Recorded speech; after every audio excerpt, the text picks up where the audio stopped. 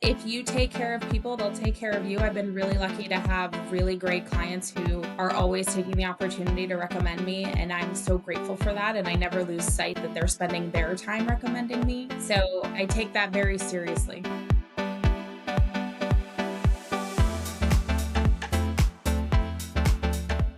Laura, thank you for coming on. Appreciate you being here. Of course, thanks for having me. Absolutely. Got to do a fun mastermind with you recently. It was a good lunch of agents sharing. By the way, I go to these masterminds and agents share so much. Title companies don't share. Doesn't happen. Doesn't happen. So that is a positive that you guys have. But it is, I think, beneficial for you to hear what the agent's pain point is to see if you guys can help them. No, 100%. And what I thought was really interesting is we're in a room of very, very successful people, of course, yourself being one, and everyone had a different strategy. Some people were door knocking, some people were calling, I remember you kind of talking about like, you felt like yours was a unique strategy. You're very data focused. You have awesome CRMs. Kind of speak to your background, your strategy, and kind of how you run your business. I'm a solo agent. I've been a solo agent for 18 years, and I have a master's in economics from Hopkins. So I am like very much a math brain. And so for me, analytics, data, logic,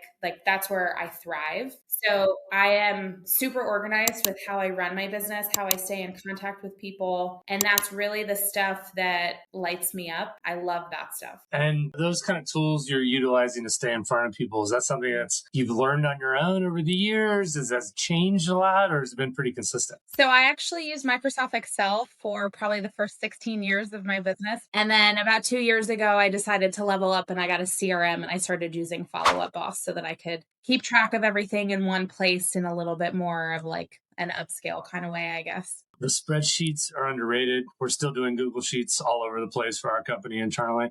I don't see us getting away from it. It's kind of nice. Free resource. So if you're just starting out, why pay for something that you could do for free? Exactly. Follow Up Boss, we actually use that also. What's your experience been with that? What are your favorite parts of Follow Up Boss? So I probably have like 10% of what the whole system can do. I am super basic in how I use it. I don't have a lot of templates and like follow-up stuff. So I don't really use a lot of the features that I'm sure other people are maximizing. So I'm pretty much using contact information, birthdays, closing anniversaries. That's pretty much it. I see a lot on your marketing. There's a big focus on Vienna. I believe you do all of the Orange Line. Is that because of just where you live currently, or how did you determine to focus there? So I started my career in Arlington, and I was so afraid to leave Arlington. I thought my business would dry up. And when my husband and I had our first son, we ended up looking at houses for about 2 years because I tell everyone he was my worst client because I just didn't want to leave Arlington. I was so scared my business was just going to be dead. And then we finally took the plunge and bought a house in Vienna. And I spent so much time and effort ingraining myself in the community and in the Vienna moms community and my kids' sports and their schools. And it's become a huge part of our lives. My entire like mom network is in Vienna. Most of my like favorite real estate colleagues are in Vienna and Arlington. So I have my hands in sort of both markets. And so the Orange Line goes from Arlington to Vienna. And what a better place to sell than where you live? Absolutely. Yeah, I think I remember you talking about you're maybe in some different mom groups or Vienna groups, and those have been very successful for you. Is that just pure organic? Yeah. I mean, if you take care of people, they'll take care of you. I've been really lucky to have really great clients who are always taking the opportunity to recommend me. And I'm so grateful for that. And I never lose sight that they're spending their time recommending me. So I take that very seriously. Ranked top 20 nationwide as a solo agent. Can you tell me about that award and what happened? So I joined Real Broker last year, which is a national cloud-based brokerage, and they do every quarter, they do top 20 individual agents or medium teams or large teams. So for 3 of the quarters last year, I was top 20, which is amazing as a solo agent across the country. Unbelievable. Yeah, let's talk about, the amount of deals you've done. Feel free to share them so that people know. To do that on your own, what kind of resources do you have and the amount of people helping you? I remember you're taking on a massive amount on top of having a family. Kind of like, how do you pull it off? And so I'm just super efficient with my time. They have a saying, if you want something done, give it to a busy person. And that is true. As far as like mom responsibilities goes, I'm not really I'm going to set up the classroom for the class party, but I will definitely definitely contribute to the fund. That's kind of the approach I take to the motherhood role. I'll go to all their stuff, but I did 54 deals last year for context. I don't have court staff. It is just me. I do everything soup to nuts. Everything is me. No transaction coordinator. That's amazing. Congratulations. Maybe we'll have you come teach a class at Allied Title. I think we can learn a lot. It's impressive. All right. So, speaking about Vienna, I know you were awarded as the face of Vienna real estate. What publication was that? Yeah, that was in the Washingtonian in 2020, and I've held that title since. And then Northern Virginia Magazine also came out with that same title, which I have been holding for the past couple of years as well. Awesome. All right. Rapid fire questions. Hot take. Luxury clients are easier or harder than first time homebuyers? I would say luxury because usually they have less time, and so their search is more focused. Nope. Favorite place to eat in Vienna? Maple Room. What is it? What is it? Vienna Inn with the hot. I was in a hot dog eating contest, Vienna Inn 25 years ago. I think we should get into the details about it because it's pretty embarrassing. But basically, we went in there on a Sunday, early 20s, was a young person, and we just kept going. And it was so painful. I mean, hot dogs are delicious. They had the ketchup, the mustard, the relish. I shouldn't have put all that on there. There may have been someone possibly in the group throwing up outside of Vienna Inn because they won the award. That's probably not the first time that's happened there. Embarrassing, yet true. Zillow leads, gold mine or distraction? Distraction, total waste of money. What are your thoughts of leads and why or why not, in your opinion? I think that online conversion leads takes a certain kind of hustle and thick skin because you're going to hear no more than you're going to hear yes. And I personally don't take the approach of buying leads. I am very heavily referral based, and it's just a warmer introduction to someone who already knows, likes, and trusts you rather than someone on the internet who is just going to use and abuse you. It's just not my MO. As one of the top performing solo agents in the country, I'm sure teams are trying to recruit you all the time. Have you considered a team? Yes or no? Would you ever consider a team? Joining or starting one? Both. I don't think I could join a team at this point in my career. I think I'm too independent and I like doing things my own way. Yeah. That's part of why I think a lot of people get into real estate is they don't want to have a boss, and I surely don't at this point in my life. And as far as starting a team, I have been going back and forth on this for years, and I keep saying I need to decide what I want to do when I grow up. Yeah. But for right now, I have some trusted colleagues who I will refer business to if I can't handle it, if it's just too much. And so far, that's been working for me. I think that in this stage of my life, my boys are 11 and 13, and I want to give them as much of my time as possible. And I think starting a team requires so much time that I'm not really interested in that right now. Yep, makes sense. You've obviously proven you've figured this thing out a bit. I'm not going to lie. Now, with that said, when we were at the mastermind, there were some ideas out there on ways people free up some of their time.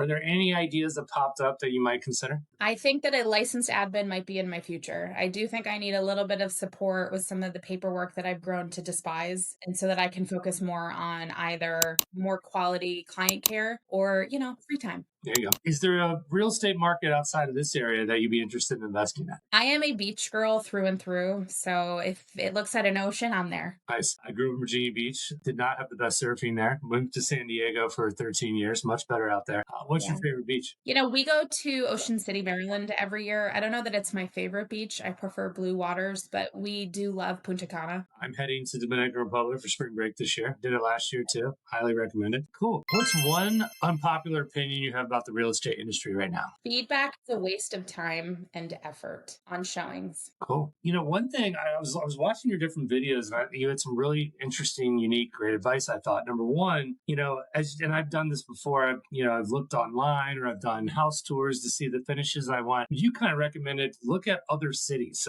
for finishes and different things people are putting into houses, which I think is a great idea because you do see so many times locally. It's the same. It must be the same builder or the same finishes. What other ideas do you have similar to that? As people that are looking to build a house or buy a house. I think styles evolve. In 2015 in Vienna, it was all like craftsman style, and now we're getting into more modern. And I feel a lot of people are like, man, I really wish I'd bought a house in 2015. The worst thing is when you're like, my house looks like everyone else's, and you spent $2.5 million on it. Right. Yeah. Similar to that note, I also saw another thing you posted about where, if you're going to be building from scratch, this is the time to make some investments that are going to take care of the house for many, many years. What are some unique types of investments when building that maybe you would do that maybe other people won't do or they don't want to spend the money on but might pay off in the future? I think that excavating under the garage to reclaim that space is actually not that much more. Mhm. And you get so much extra square footage, whether you want to finish it or just use it for storage. You have options. And I think that's the whole thing that people don't think through. They think through, like, my kids are 2 and 4, and where's their playroom going to be? Well, those 2 and 4 year olds are going to turn into 25 and 27-year-olds who have grandkids. So if you're going to stay in this house, how are you going to use it for the decades to come? One of the things you actually mentioned too was, even considering sprinkler systems. I'm just Yeah. wondering, is that something you see in a lot of residential homes? Like I'm trying to think back. I haven't seen a ton of it, but I think it's a brilliant idea. Yeah, so sprinkler systems outside, not in the house. Like a lawn irrigation system, I will tell you, we did not do that when we built our house, and every time I watch my husband go to water the lawn and have to move the thingy that goes like this, I'm like, "Man, we really should have done that when we built this house." And that's the benefit of working with an agent who's built a house herself. Not only have I lived through it with clients, I've also lived through it myself. So you benefit from my experience firsthand because I can tell you all the things I did wrong to benefit from my knowledge. Absolutely. You mentioned real brokerage. I like the model. I like the virtual model. I think one thing that's really smart that they've done is, some of these older brokerages, they have tons of office space. I don't think agents really care about the office space. I think they'd rather have that in equity or they'd rather have it in a higher commission rate. What are your favorite things about real? Why'd you decide to go there? So I love that I get what I pay for, which is very little. And I feel like at 18 years in, if I have to call my broker for something, something went really wrong along the way for me to need that kind of support. So I like that I get to keep more of my paycheck and I don't have people all around me, with constant questions or constant oversight of, like, the brokerage logo has to be bigger than my logo. We just get more autonomy in how I run things. And that's what I've always wanted. Makes sense. I think a lot of your business is referral based and, just the relationships you have in place. What do you do to maintain those relationships over the course of a year? So the first thing is that I actually stay in contact with my clients. Some of them I talk to on a daily basis, whether it's through social media or through text or just running into them at Whole Foods. Actually caring is part of the gig. Sure. So you could have all the systems in place, but if they don't actually feel like you're invested in their outcome, it won't matter. It's not hard to check in. It's actually creates conversations, opens up opportunities. I think a lot of times people kind of forget that. Oh, I'm going to automate X, Y, Z. I'm going to do this, but that little check in matters. That makes a lot of sense. I know, and AI can't do everything for you. It's true. By the way, I do think like a lot of the AI stuff, there's all this AI and this hype. And, we're just seeing personally, we're just kind of waiting for everything to kind of fizzle out to a degree and what